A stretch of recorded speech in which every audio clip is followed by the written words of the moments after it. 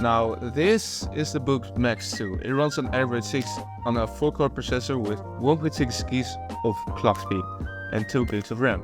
It holds 32 gigs of storage to hold your books. To put our specs to use, it is equipped with a 13.3-inch screen, and therefore one of the biggest, if not the biggest ebook you can get right now. Compared to other e-readers, the biggest you can get at the moment is 13.3 inches big with 2200 times 1650 pixels. It's the same with the Onyx Boox Carta and Sony DBT RP1, but some 13.3 inches have a lower resolution, like the Boox Max and the previous model of the Sony DBT RP1, the Sony DBT S1, both running a 1600 times 1200 pixels screen. You can also run this thing for a pretty long time because of the battery capacity of 41,000 mAh.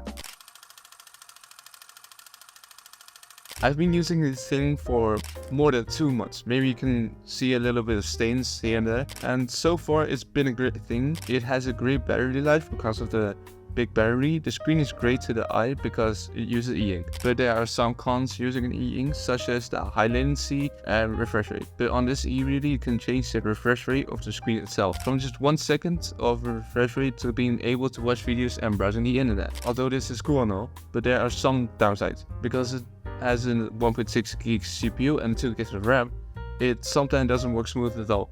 It can become laggy at sometimes and just not work anymore. That's if you're visiting heavy websites like Reddit or YouTube. It's just going to take some time before it loads really. But overall, if you're just reading books and PDFs, then it is a comfortable reading experience and doesn't have any performance issues. So, although this e-reader isn't available anymore, you can get a good idea of how the other big screen e-readers are going to look like. The new Boox Tab X e-reader has much better specs and it's a great alternative to this e-reader. You can also reprogram the e-reader because it runs Android 6, so there's a wide range of personalization and customization. But should you buy a big screen e-reader? In short, for the price, no. But if you're really into e-reading and have some money to spare, I would definitely consider this piece of technology.